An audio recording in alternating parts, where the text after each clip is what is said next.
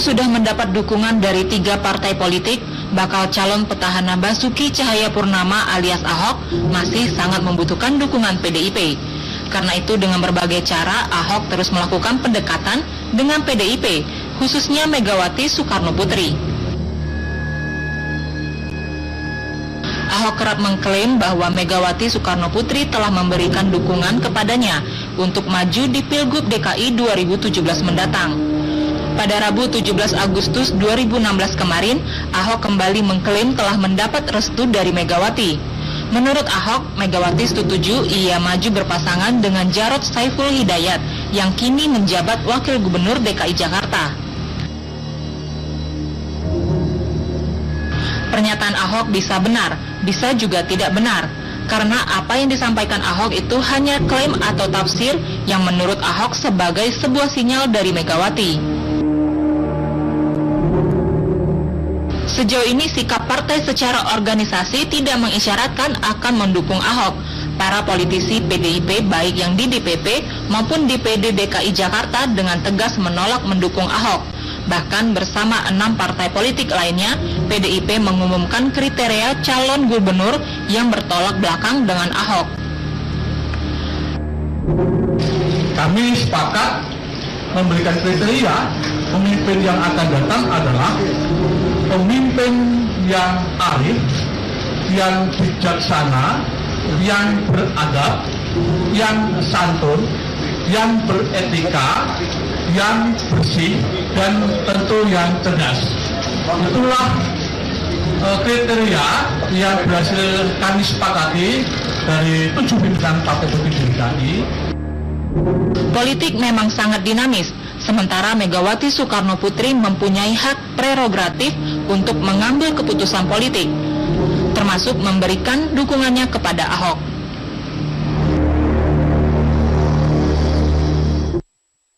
Ya, selamat malam pemirsa Jaya TV, apa kabar Anda? Saya Lulu Nyati hadir bersama Anda di Pro Kontra. Kita akan membahas terkait dengan bagaimana Ahok mengklaim didukung Megawati. Nah, ini menarik sekali karena saya sudah bersama dengan 4 orang narasumber dari 2 kubu yang berbeda, dari kiri dan kanan. Saya perkenalan dulu, dari yang kanan sudah ada Mbak Eva. Apa kabar Mbak? Dari PDIP tentu saja sudah dikenal ya. Baik, ada juga Bang Riza Patria, Ketua DPP Partai Gerindra. Selamat malam Bang Riza. Waalaikumsalam warahmatullahi wabarakatuh. Dan dari sebelah kiri sudah ada Pak Mukhtar Lutfi, Ketua DPP Partai Nasdem. Selamat malam. Selamat malam. Dan juga Prof. Ikrar Nusa Bakti, pengamat politik. Selamat malam. Prof. Ikrar. Saya mau ke PDIP dulu nih, Mbak Eva Sundari. Nggak prokon ya. Oke. Baik, karena bicara mengenai ini tadi ada klaim bahwa Ahok ini sudah didukung oleh Megawati. Benar atau tidak sih sebenarnya? Atau ini sebenarnya sikap eksplisit dari Megawati, atau justru memang ini sudah menyampaikan langsung misalnya Bu Megawati kepada Pak Ahok, atau bagaimana sebenarnya? Ya, saya ingin menjelaskan lebih dulu ya bahwa prosedur internal keorganisasian sudah kelar dan dimasukkan ke Bu Mega itu ada 3 kombinasi. Kemudian ada 5 figur yang disodorkan. Nah, kalau kemudian sekarang ada komunikasi yang intensif antara Bu Mega dan Pak Ahok, saya memperkirakan itu bagian dari penjajakan, proses penjajakan untuk menguji opsi-opsi maupun figur-figur yang disodorkan oleh PDI Perjuangan. Memang di dalam 5 figur dan 3 opsi pasangan itu Pak Ahok ada di situ namanya ada di situ dan sebagai bagian dari opsi, dan itu semua opsi masih terbuka sebetulnya, dan ya memang kita tidak bisa hindari, tidak bisa kita ingkari bahwa hubungan personal antara keduanya memang dekat. Cuman yang kemudian mungkin perlu di kemudian hari itu jangan seolah-olah dipertentangkan antara ketum dan pasukan-pasukannya. Saya nggak peduli pasukannya, saya pedulinya ketum doang. Nah, ketum kan juga tanya kepada pasukan kalau mau mempertimbangkan apapun. Jadi saya agak juga nggak sreg dengan cara komunikasi Pak Ahok yang mendowngrade keberadaan para pimpinan di DPP ya. Oke. Baik. Tapi kira-kira apa sih yang membuat Bu Megawati ini sepertinya menimbang-nimbang cukup lama khususnya untuk Gubernur DKI Jakarta? Pada saat ada konflik di Pak Ahok ya, di awal-awal beliau klaim bahwa saya mau independen, saya nggak peduli partai, saya nggak mau PDIP. Itu Bu Mega sendiri mengingatkan, karena bergolak lah di internal PDI Perjuangan, terutama yang di DKI itu, bahwa loh, kita kan sudah bekerja 5 tahun untuk dia, Bu. Kita yang mengusung dia, kita yang mengamankan selama pemerintahan, bahkan ketika mau terancam dilantik di DPR pun dibawa ke istana. Itu upaya-upaya konkret PDI Perjuangan sebetulnya. Kok sekarang baliknya seperti itu, kayak gitu. Tapi Bu Mega malah mengeluarkan SK bahwa PDI Perjuangan di DKI harus full support Jokowi Ahok sampai termnya selesai. Nggak boleh marah kita, nggak boleh kontraproduktif dan seterusnya. Silahkan kalau mau debat dan seterusnya, tapi sikap politik DPP terhadap Pak Ahok dan Jokowi, Pak Ahok dan Jarod adalah seperti itu. Oke, sampai selesai. Sampai selesai harus full dukung gitu. Oke, full dukung. Saya ke Prof. Ikran nih, kalau melihat ini kan ada klaim dari Ahok sendiri yang katanya didukung oleh Megawati. Apakah ini memang benar dilihat atau memang menangkap sinyal-sinyal memang sudah ada bahwa Megawati mendukung Ahok atau PDIP mendukung Ahok? Ya, saya kebetulan cuma dari membaca, ya. Membaca apa yang dinyatakan oleh Ahok maupun yang dinyatakan oleh Jarod. Oke. Dan dua-duanya itu hampir sama kalimatnya. Bahwa akhirnya Ibu menyepakati kami berdua maju kembali. Iya. Jadi baik itu kalimat terhadap Ahok maupun ke Jarod juga demikian, walaupun mungkin bicaranya mungkin tidak sama, ya. Tapi mungkin Jarod dikatakan bahwa Anda siap-siap ya, karena kayaknya Anda berdua maju lagi gitu. Itu ada implisitnya gitu ya, ada yang dan menurut saya juga tidak implisit, itu pasti eksplisit. Pasti eksplisit. Cuma kan persoalannya seperti juga Mbak Mega katakan, bahwa persoalannya itu mungkin bagaimana Ahok dengan yang tadi Mbak Eva katakan, dengan jajaran partai baik pada tingkatan DPP maupun DPD yang ada di DKI Jakarta maupun yang di Surabaya, kan gitu. Ya, jadi itu yang harus diperbaiki oleh Ahok dengan teman-teman di lapangan itu ya. Walaupun kalau kita perhatikan ya, sebetulnya juga Ahok tidak apa namanya itu menafikan PDIP. Ketika PDIP menyatakan bahwa kalau Anda maju melalui partai, kami dukung. Iya, tapi harus melalui mekanisme. Tunggu dulu, kita mulai partai dulu ya. Dan ketika mulai partai, akhirnya kan Ahok menyatakan bahwa kita akan maju melalui partai yang didukung oleh Nasdem, Hanura dan Golkar. Itu sebetulnya ingin membuka juga untuk PDIP. Dan pada 27 Juli pada saat itu ya, itu Ahok juga berharap, karena 27 Juli itulah adalah salah satu hari keramat buat PDIP. Nah, diharapkan Mbak Mega juga akan tersentuh pada saat itu. Ternyata tidak ya. Kemudian kita menunggu hari keramat yang kedua 17 Agustus kemarin ya. Diharapkan tanggal 16 itu ketika Ahok dan Mega akan ketemu di istana, itu juga akan terjadi suatu pembicaraan yang intens, tapi ternyata baru siang harinya, baru siang harinya ya, kemudian bisa apa itu berkomunikasi ya. Dan kalau saya perhatikan, sebenarnya Ahok juga tidak anti dengan DPP, Mbak, kalau saya ya, karena kalimat dia juga mengatakan ini tergantung Mas Hasto kan. Dengan menyebut ini tergantung Mas Hasto, itu berarti dia mengatakan bahwa ini Pak Sekjen yang nanti akan menentukan. Kalau ketua umum belakangan Mbak, gitu. Awalnya kan belakangan mungkin dia mulai belajar juga belakangan ini memang bahwa jangan seperti itulah. Kita butuhkan PDI Perjuangan yang bukan sekedar Bu Mega gitu. Oke, karena partainya ya. Oke, nanti saya juga ingin minta tanggapan dari Gerindra dan juga Nasdem, tapi kita harus break dulu. Kita akan kembali saat lagi. Tetap bersama kami. Ya, Anda kembali bersama kami di Pro dan Kontra. Pemirsa, kita masih membahas terkait Ahok klaim didukung oleh Megawati. Saya ingin ke Bang Reza nih. Artinya kalau dilihat kan Gerindra ini punya sejarah gitu ya, dan juga bagaimana kepentingan supaya kan ini masuk dalam koalisi keluargaan gitu. Artinya kalau bisa ya jangan sampai PDIP mendukung Ahok. Begitu aja tidak? Ya, tentu yang pertama ya, setiap partai termasuk Gerindra ya ingin ke depan Jakarta lebih baik ya. Jakarta lebih baik itu kita harus jujur, siapapun yang terbaik kita dukung Contoh pada Pilkada 2012 kan Gerindra nggak punya kader. Kami dukung Jokowi. Saya ikut rapat hari-hari terakhir. Kemudian Ahok. Ahok itu kami dukung.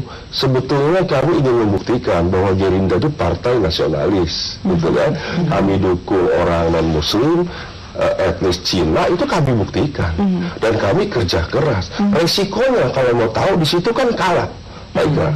Tapi kami optimis karena perjuangan dan niat baik, kami menang bersama PDIP. Itu singkatnya begitu. Pada saat itu saya harus terbuka. Pelan-pelan Prof harus kami buka secara dan latar belakang. Itulah latar belakang partai kami. Jadi Bapak Gerindra bukan kami mendahulukan kader, tapi siapapun yang terbaik. Bagi pilkada sekarang, tentu kan partai kami sudah 8 tahun. Tentu mulai tumbuh, Prof, ya kan? Bu Lutfi, Baifa, kader-kader terbaik seperti di DKI, dan sekian banyak kader kan muncul satu. Dan kami sudah pastikan kader yang kami usung adalah Sandi Uno, kan begitu. Nah, tentu kami juga menyadari Gerindra tidak bisa sendiri. Dengan siapa? Ya kalau ditanya masyarakat, tentu Gerindra maunya dengan PDIP. Ini bukan saya yang jawab, gitu loh. Masyarakat kan begitu. Kenapa dengan PDIP banyak pemenang pemilu, pemenang pilkada, 28 kursi, ada kohesi yang dekat dan lain-lain, wajar, manusiawi. Pernah bekerja sama dan hitungan-hitungannya bisa menang lawan Ahok umpamanya, kan hitungan kan begitu. Jadi wajar kalau sebagian atau sebagian besar dari PDIP, Gerindra, bahkan di partai lain yang setahu saya juga ikhlas kalau PDIP bersama Gerindra, kader-kader partai lain tidak muncul. Dan faktanya hari ini belum muncul kader-kader partai lain.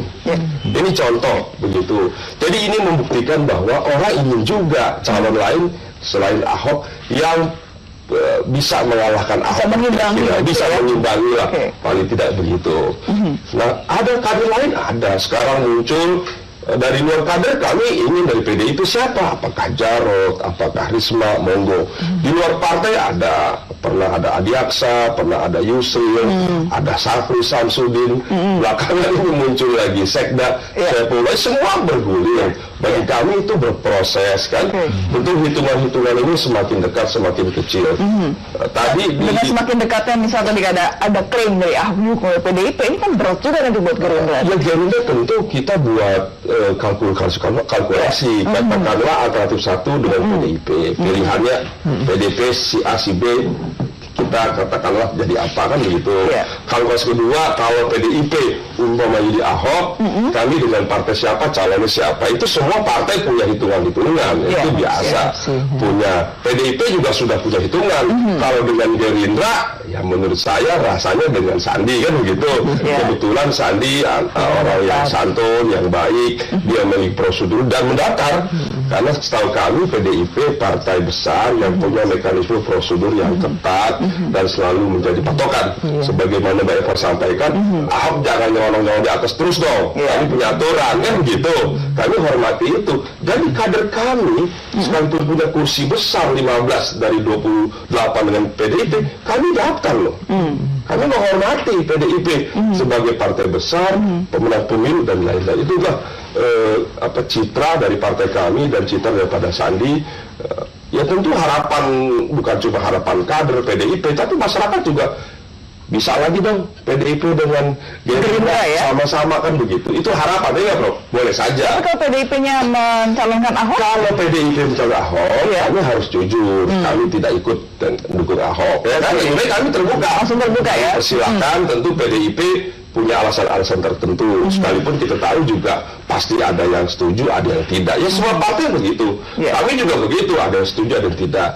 Tapi kami rasanya tidak dukung Ahok. Ada contoh, mohon maaf, ada partai A, partai B, mau dukung PDIP, asal PDIP nggak dukung Ahok, saya nggak begitu loh. Betul nggak?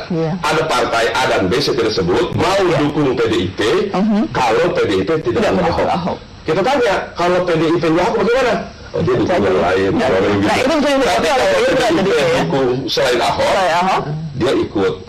Tapi ada juga partai kalau PDIP memutuskan dukung Ahok, ikut juga, ada juga. Ya inilah politik ya. Dinamika politik. Betul, bagi kita yang penting proses ini berjalan secara baik, ya kan, damai, demokratis, dan mudah-mudahan siapapun yang terpilih nanti adalah kepala dan wakil kepala daerah yang terbaik, dan kita harus dukung selama 5 tahun ke depan. Amin. Baik, saya ke Pak Muhtar nih, kalau lihat kenapa sih Ahok kayaknya masih ingin mencari dukungan dari PDIP, padahal sudah ada 3 partai nih, yang sudah mendukung.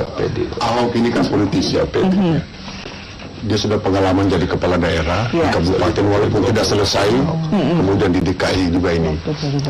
Ahok sadar betul bahwa tanpa dukungan politik yang kuat di legislatif, di DPRD, maka susah dia melaksanakan program-program.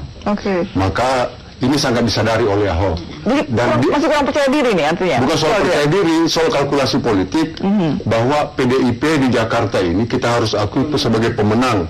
Itu 28 suara, 28 kursi di DPR DKI.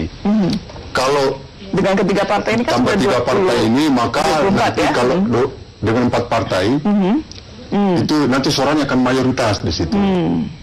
Ya, mungkin mendekati mayoritas gitu, sehingga program-program Ahok ke depan itu tentu bisa dalam tanda petik mulus untuk dibicarakan di DPRD. Saya kira ini sangat disadari oleh Ahok. Jadi ini perhitungan kalkulasi politik, bahwa dia ini realistis melihat. Nah, artinya dari ketiga partai yang ikut mendukung, salah juga Nasdem, apa juga ikut melakukan membantu gitu, PDKT gitu dengan PDIP atau bagaimana nih, Pak Muhtar? Saya tidak tahu itu. Itu permainan tingkat atas kan. Tapi sepanjang yang saya tahu itu saya tidak ngerti apakah pimpinan partai kami ini melakukan lobby ke Ibu Mega atau tidak. Tetapi yang penting adalah Nasdem memberi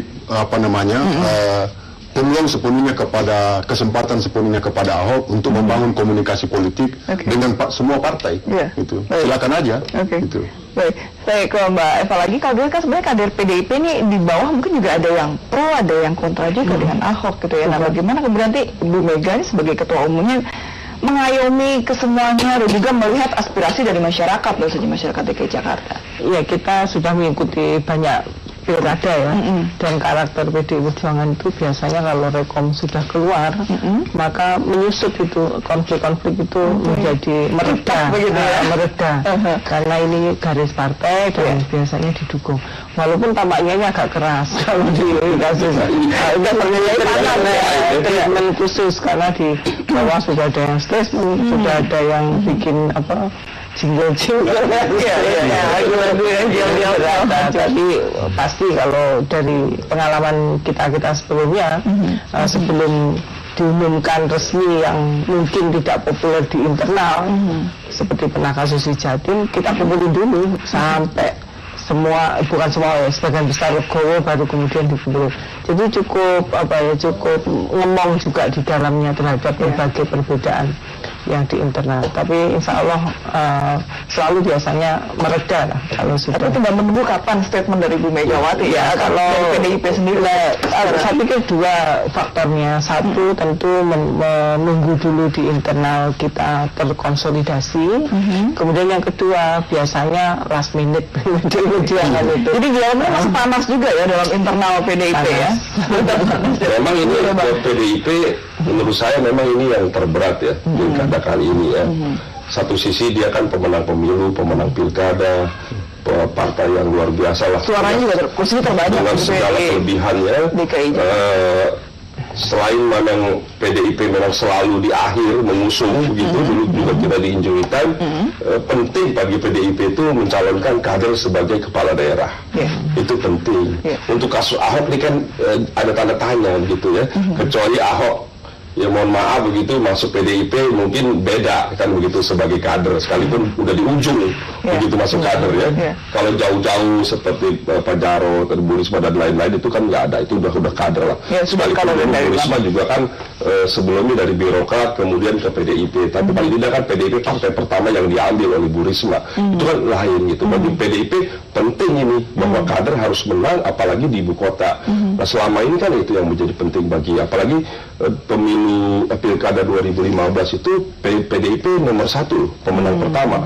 Ya Gerindra kedua, Nasdem ketiga dalam pilkada 2012. Tentu pilkada 2017 menjadi taruhan juga PDIP. Rasanya menang banyak di daerah lain, tidak menang di DKI itu rasanya lain. Kurang. Jadi kalau PON itu olahraga, dapat medali emas banyak ya Prof. Kalau nggak menang bola tuh rasanya lain. Ada yang kurang gitu. Jadi ada yang nggak pas. Jadi ini penting gitu loh. Yang di DKI. Posisi DKI jadi barometer juga.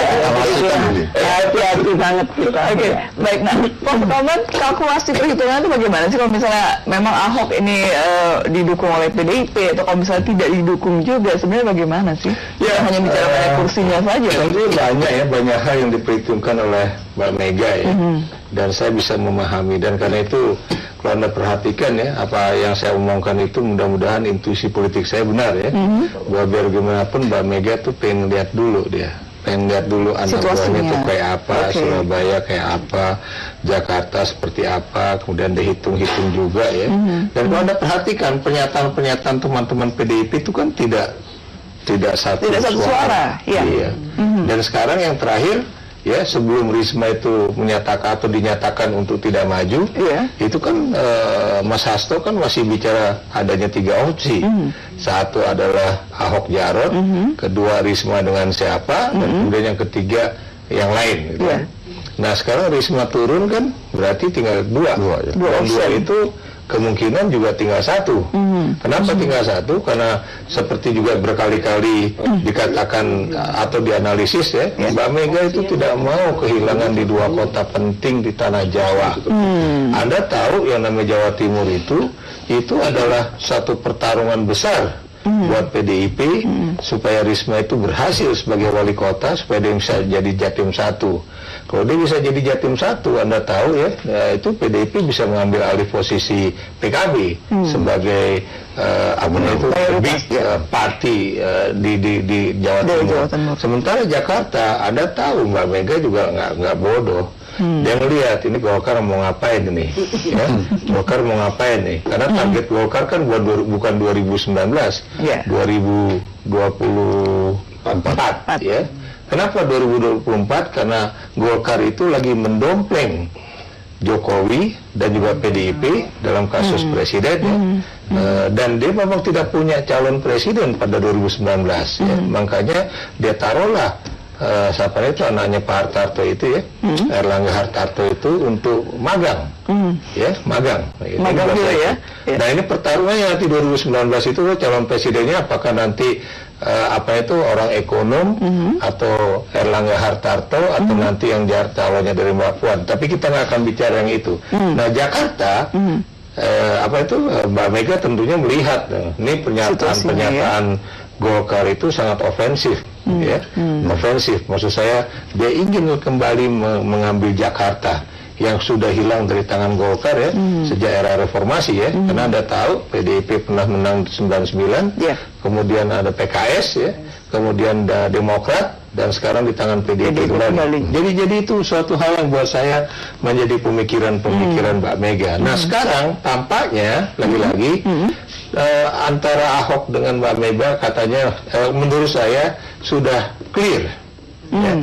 Tinggal persoalannya ya, kalau saya lihat bahasanya Mbak Mega itu kamu masih baik-baik sama sekjennya ini ya. Dan untuk Jakarta saya perhatikan ya, duduknya Ahok ya mendampingi Jarot dan kemudian di tengah ketua DPRD DKI pada 17 Agustus kemarin. Itu ada makna politik. Kalau buat saya itu ada makna politik. Makna politik seperti apa? Tahan dulu ya Pak Yan. Dan nanti ya kita harus break dulu, kita akan kembali saat lagi Pak bersama kami. Nah itu tadi ada rapat internal dari DPP PDI Jakarta nih Mbak Eva nih ya. Satu cabang di Jakarta. Ada yel-yelnya menarik sekali. Ahok pasti tumbang. Ini gimana tanggapan dari Partai Demokrasi namanya itu. Iya. Kita lihat tampaknya di bawah memang tadi dikatakan panas, internalnya panas ya, ada pro dan kontra terhadap Ahok ini sendiri. Ya ada aksi ada reaksi. Makanya ngomongnya yang enak lah. Iya. Dan sebetulnya lagu itu kan lagu yang kata-katanya nggak kayak gitu. Dan saya pikir itu spontan aja karena mungkin lagi panas juga. Gitu loh. itu lagu umum kalau mau pelatihan mau apa biasanya lagu itu. Dan terakhirnya tapi digantung jadi PDIP pasti menang tiba-tiba diganti Ahok. Menarik sekali. Ini cepat Kreatif sekali ya. Spontan dan tapi sudah diingatkan oleh Sekjen kan bahwa kita itu mengkritik Ahok nggak santun, tapi kok malah ikut-ikutan nggak santun gitu.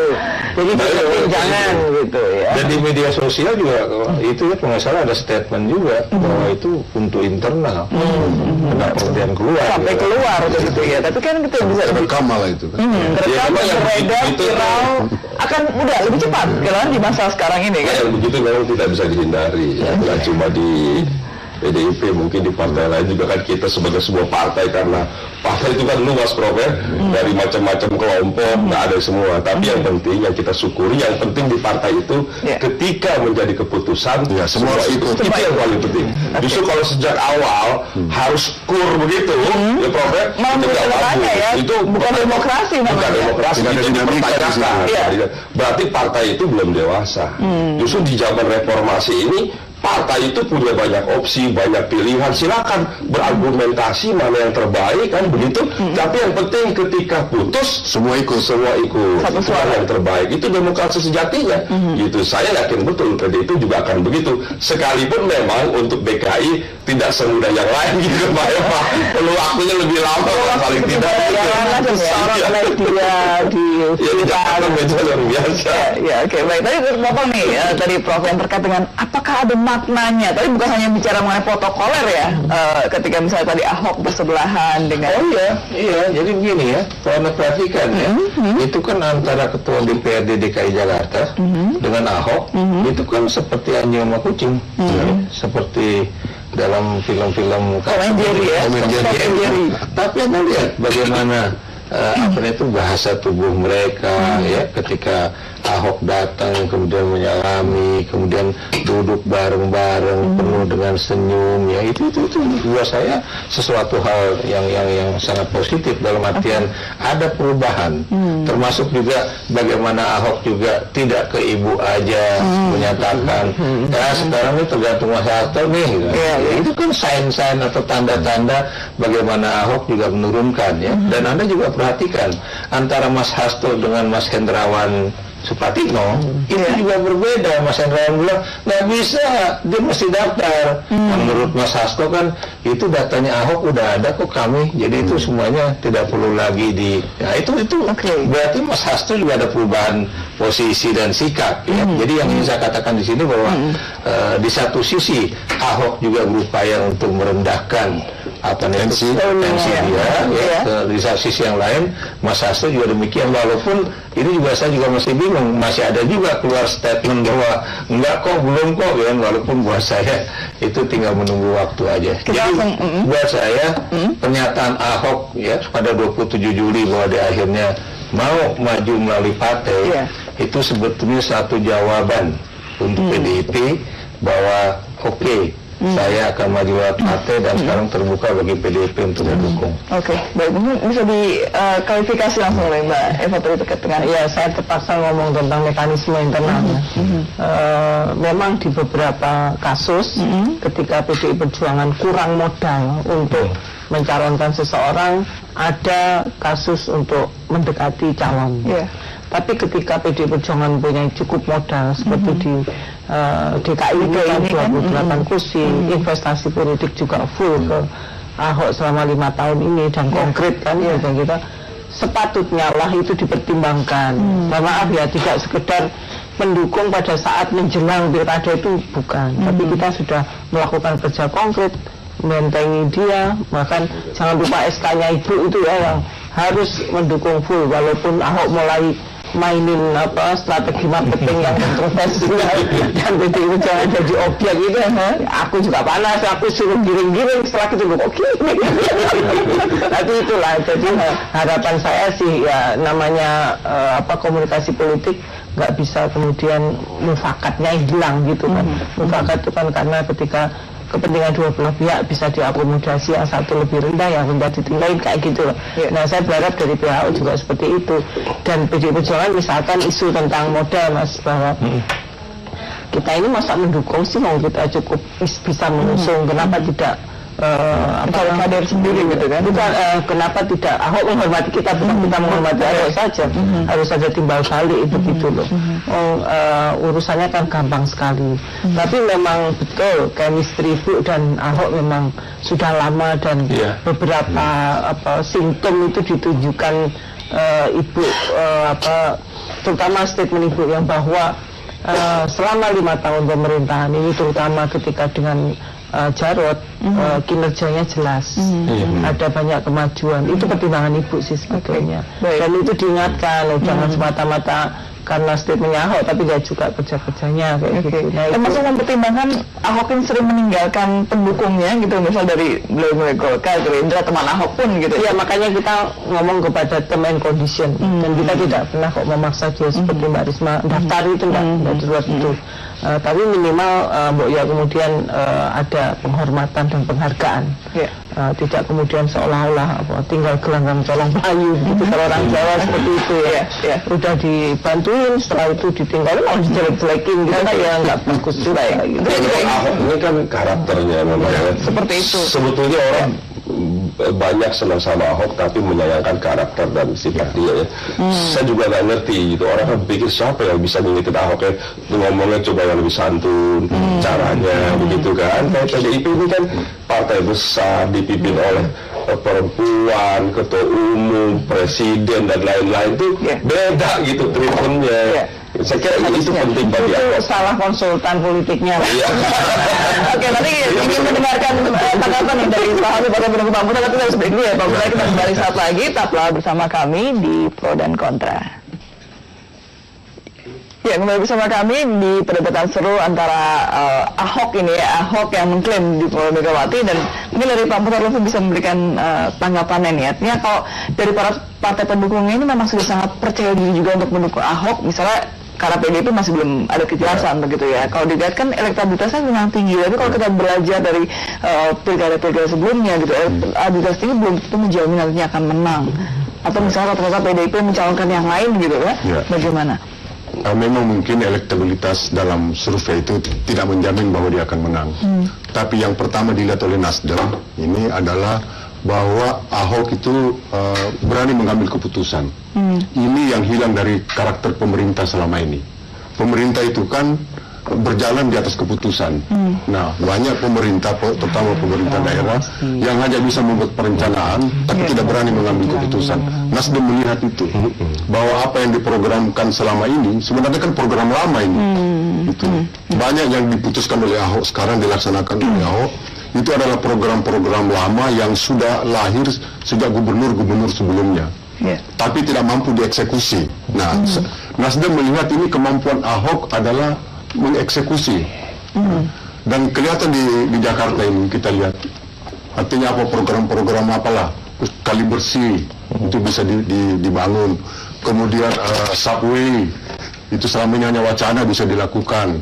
Kemudian Great Wall, walaupun ada kontroversi, tapi itu juga bisa diwujudkan gitu. Kemudian membuat embung-embung, kemudian merevitalisasi situ-situ. Ini kan program sejak zaman Ali Sadikin, bahkan sejak zaman Belanda sebenarnya. Sudah ada bagaimana situ-situ di Jakarta ini, karena dialiri oleh 13 sungai harus diperbaiki itu. Tapi itu tidak pernah dilaksanakan selama ini, hanya berakhir di wacana, berakhir di program.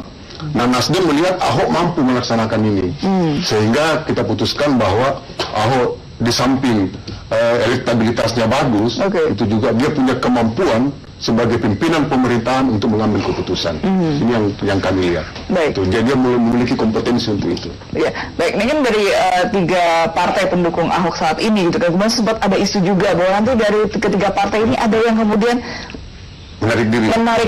Nah, ini bagaimana nih? Kalau Nasdem misalnya tidak akan menarik diri. Kenapa? Kenapa? Sangat firm sekali ya Nasdem ya. Nasdem itu sangat firm. Kenapa? Karena Ketua Umum kami selalu mengingatkan Nasdem itu harus selalu konsisten. Konsisten antara pikiran, ucapan dan tindakan gitu. Jadi kalau dari awal kita sudah menetapkan Ahok akan diusung, karena dengan alasan-alasan itu tadi, maka insya Allah sampai saat terakhir Nasdem tidak akan menarik diri. Oke. Gitu. Baik, Pak Bika, Iya, kalau ada partai yang melakukan itu bukan cuma kebodohan politik, tapi bunuh diri politik. Ya. Kenapa, Pak? Kenapa? Saya beri contoh. Ada santer bahwa katanya Golkar yang akan melakukan itu. Golkar tahu persis dia yang akan melakukan itu. Kenapa? Karena tadi saya katakan yang pilkada DKI itu bukan sekadar pilkada DKI. Bukan itu sekadar daerah. Dengan pilpres dan pileg 2019 yang nanti pemilunya itu serentak.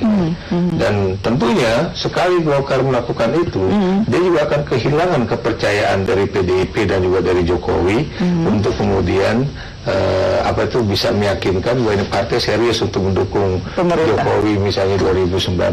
Itu dia juga gitu. Jadi ini persoalan trust, baik trust di antara elit, di antara partai, tapi juga di mata masyarakat juga. Itu sangat gampang. Dan Anda tahu siapapun yang akan keluar, taruhlah Golkar keluar, PDIP pasti masuk. Ya, taruhlah misalnya Hanura atau Nasdem keluar, PKB atau yang Nasdem udah keluar, Pak Nasdem. Tadi sudah firm gitu ya. Mungkin. Jadi suatu hal yang hampir-hampir. Malah yang ada justru ada dukungan. Gini, mendukung Ahok, kalau saya perhatikan, itu nothing to do with money, bukan persoalan partai itu akan dapat duit atau enggak. Dia juga nggak mungkin persoalan bagi-bagi kursi. Kenapa? Karena yang namanya pemerintah daerah itu bukan pemerintah pusat yang ada menterinya. DKI kan nggak punya menteri. Tapi mendukung Ahok ini adalah persoalan itu tadi, pride. Kalkulasi politik bahwa ini akan mendapatkan trust dari rakyat, akan ada imbas pada pemilu 2019 dan karena tidak punya kader. Jadi beda juga Prof, karena tidak punya kader.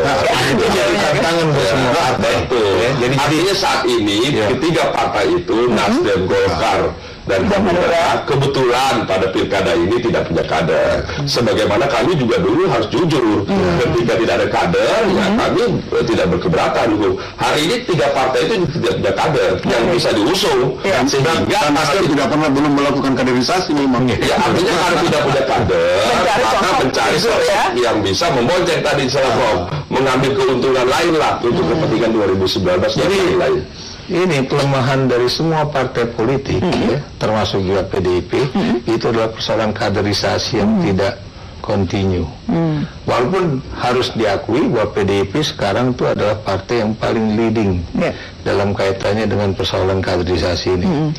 Karena kalau Anda perhatikan, itu yang kepala-kepala daerah yang berhasil, itu walaupun dia bukan orang PDIP awalnya, seperti Risma atau seperti juga Jokowi tapi kan begitu dia dikader oleh PDIP, dia adalah kepala-kepala daerah yang berhasil, dan itu menjadi satu hal yang buat saya sangat-sangat positif bagi PDIP.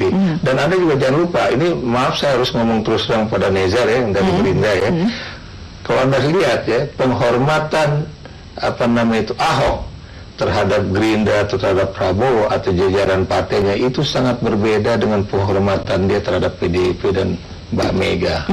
Saya menjadi saksi suatu saat itu ibunya Ahok, masih ingat Mbak itu bikin mie Bangka dan kemudian makannya itu di rumahnya Bu Mega.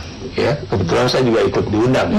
Jadi di situ menunjukkan betapa ada satu hubungan batin dan karena itu buat saya apapun yang terjadi antara PDIP dengan Ahok, itu Mbak Mega masih melihat bahwa anak ini memang kadang-kadang nakal,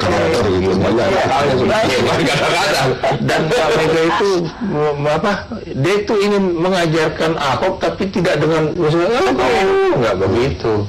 Dia karena mengetahui karakternya jadi tahu bagaimana gitu. Iya, kayaknya memberi. Kalau sama Gerindra, itu kan ya harus jujur dia merasa bersalah lah. Dia kurang apa? Dulu 2012 itu Ahok itu kan tidak dikenal. Bahkan minta tolong Rizal Ramli dikenalkan oleh tokoh-tokoh, kumpulin KTP independen. Saya tahu betul tidak sampai 100.000. Nah, kebetulan kami mencari mendukung Pak Jokowi sebetulnya awalnya. Ternyata Pak Jokowi kader PDIP PDIP. Nah, tentu kan kami harus sowan ke PDIP. Kira-kira begitu sejarahnya. Kemudian kalau gitu kita bisa mengusung wakil kan begitu. Dicarilah siapa? Tadi yang saya bilang, Gerindra ingin menunjukkan Partai Nasional. Coba kita cari. Wah, ada nih. Ahok dari Bangka Belitung, dia non Muslim, kemudian Cina lanjut lagi. Ini luar biasa. Kita buktikan dong begitu sebagai partai nasionalis. Sekalipun pada waktu itu kalau ingin jujur ya Prof, semua survei, semua partai dan lain-lain kan poke. Tapi bagi partai Gerindra bukan menang satu-satunya tujuan, tapi membangun ideologi bangsa, membangun nasionalisme itu satu hal yang tidak kalah penting. Jadi menang itu nomor 2 dari setiap partai gitu. PDIP juga sekalipun semua partai ingin menang, tapi ada yang jauh lebih penting, yaitu menampilkan pemimpin yang baik dan lain sebagainya. Itulah yang kami coba sampaikan untuk Gerindra ke depan. Baik, kita masih punya satu segmen lagi. Saya jeda pariwara itu, tetap bersama kami di Pro Kontra. Ya, Anda bersama kami di Program Kontra, ini sudah di segmen terakhir. Pemirsa, mungkin waktu juga masih cukup untuk closing statement, tapi kita bicara mengenai ada ada banyak prediksi terkait dengan pertarungan DKI 2017 yang juga pengamat mengatakan kalau sampai Ahok ini kalau sampai PDIP ini mendukung Ahok, itu jangan-jangan lebih kepada harga diri PDIP ini jatuh begitu, Mbak Eva, karena sebagai pemenang ada harga diri, nggak ada pertimbangannya kalkulasi yang macam-macam. Ya sudah dikatakan oleh Bu, ada emosi, harus nggak ada emosi bahwa harus pertimbangannya ya menguntungkan PDI Perjuangan, menguntungkan partai-partai. Hitungannya kan pertarungan ya, misalnya pilkada, pileg, pilpres itu adalah pertarungan, dan itu kalkulasi yang mencalonkan wakil pun tidak masalah gitu untuk PDIP sebagai. Tapi kan nanti setelah itu jarotnya naik. Ada lagi ya ternyata masa jangka pendek itu kan enggak juga. Dan juga penting juga bahwa nilai-nilai tadi ya, ada triple minorities yang kita dukung, karena DKI mau nggak mau ya etalase ya, menurut kita etalase bagi NKRI, dan NKRI ya harus embrace minority dan seterusnya, tidak boleh emosional lah pokoknya, nggak boleh ada isu-isu tentang sektarianisme dan seterusnya. Itu proyek PDI Perjuangan juga gitu loh. Dan kalau urusan triple minority, PDI punya banyak long list lah, yang dari Bangka Belitung, yang dari ini, yang cewek-cewek juga banyak banget. Jadi itu yang pengen pesan yang kita lempar kepada kita membangun sistem, kita membangun Indonesia, bukan hanya DKI saja. Dan itu DKI adalah project pilot lah, bukan pilot ya, bukan salah satu arena pertempuran yang harus kita tunjukkan nilai apa yang kita usung, kemudian pemahaman politik apa yang kita usung dan seterusnya. Dan kira-kira ini kapan Bu Mega ini akan memberikan komentar, statement, dan ada keputusan resmi dari PDIP sendiri? Prediksiku 2 minggu. 2 minggu ya, jadi pas September. Benar-benar juri prime sekali ya. Ya, PDIP ada bocoran katanya ya seminggu sebelum pendaftaran. Pengalaman memang begitu ya. Jadi begini, saya melihatnya begini. Tapi koalisi kekeluargaan sendiri itu bagaimana ini? Kita kan punya, tadi kan saya bilang ada pilihan-pilihan. Masih ada banyak calon yang siap untuk dengan segala kemungkinan. Memang tidak mustahil H-1, H-2 kan kalkulasi itu semua harus siap. Karena di pilkada ini kan syarat itu menyusul ya. Jadi yang penting daftar dulu, syaratnya bisa disusulkan gitu ya. Jadi syarat-syarat administrasi itu kelebihan pilkada. Sehingga hanya 5 menit Prof, siapanya bisa berubah gitu. 5 menit loh. Iya betul. Nah kemudian saya lihat begini, pengalaman di Jakarta ini luar biasa. Jakarta beda dengan daerah lain ya. Jadi siapapun bisa menang di Jakarta gitu ya. Katakanlah hari ini pemenangnya adalah Ahok, hari ini jam ini ya. Tapi ini masih 6 bulan. Jakarta jangan lupa, Jakarta itu sangat dinamis luar biasa. Beda kalau hari ini Ahok posisi di Sumut umpamanya, Ahok di Sumbar gitu Prof, ya mohon maaf lah, tidak mendahului Tuhan 100% dia pasti menang. Tapi di Jakarta nanti dulu gitu. Karena media luar biasa, dan ada kelemahan Ahok yang akan jadi bumerang dia. Istilahnya orang bilang itu mulutmu harimau. Jadi suara Ahok itu sangat mungkin, slip of tongue itu sangat mungkin. Itu Ahok. Dan orang melihat ini nanti akan ada takdirnya nih, Ahok membuat satu kesalahan atas sendiri ya. Bukan ditunggu-tunggu, memang karakter dia habis setiap hari itu buat kesalahan-kesalahan seperti itu. Tapi kan tentu ya kan dia tidak konsisten, nggak suka partai. ke Ahok, teman Ahok berubah lagi ke partai, ninggalin PDIP, pengen balik PDIP, macam-macam lah. Itu memang karakter Ahok. Tapi itu kan masih terselamatkan hingga hari ini. Tapi siapa yang menjamin 6 bulan ke depan itu terselamatkan? Apalagi ada calon-calon lain yang bisa. Kebetulan dari Partai Gerindra karakternya berbeda. Sandi Uno orang yang santun, yang cerdas, yang baik. Hari ini kalau kita pancing Sandi, tidak keluar satu kata pun menjelekan Ahok. Itu karakter dia. Dan ini bertemu kemarin ya. Padahal dia berkompetisi, tidak keluar. Inilah sosok pemimpin yang sesungguhnya ke depan. Jadi dari situasi seperti ini, saya optimis Ahok bisa kalah dengan calon Gerindra Sandi Uno.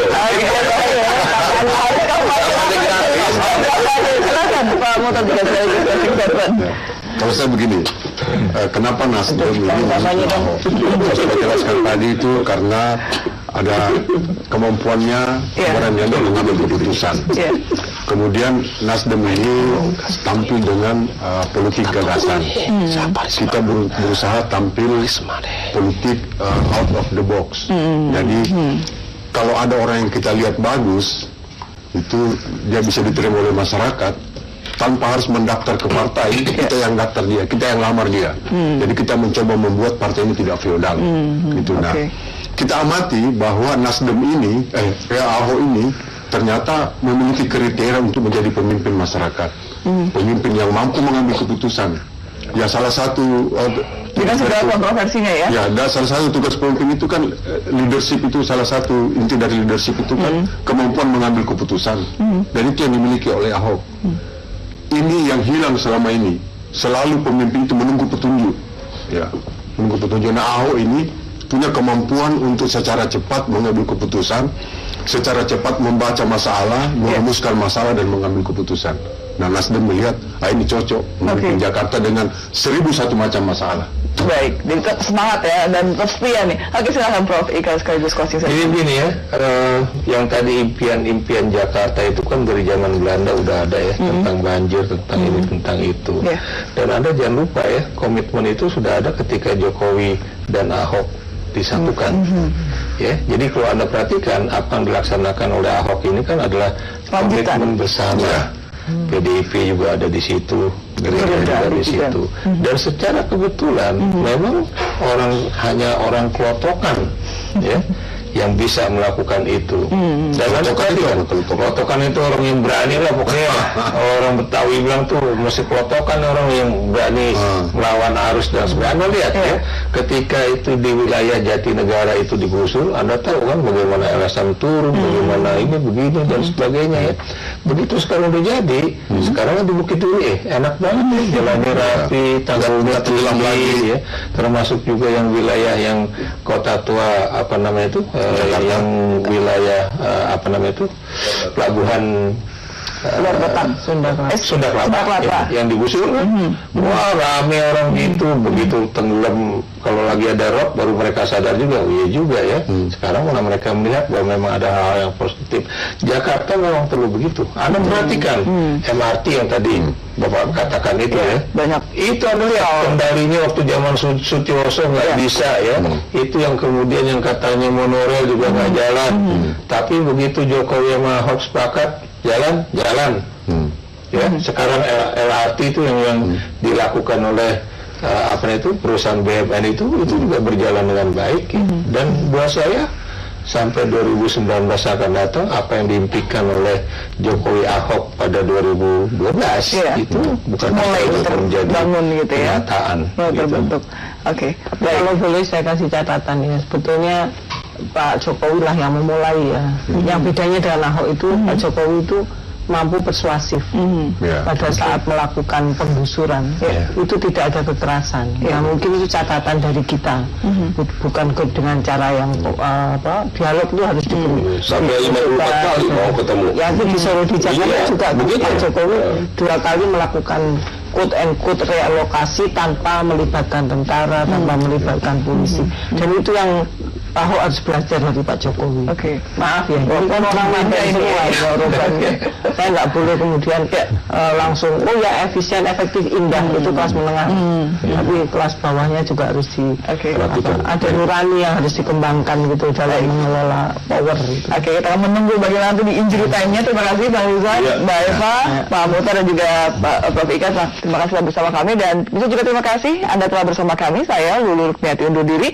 Sesaat lagi akan hadir trending topik. Tetap bersama kami di Jak TV. Selamat malam.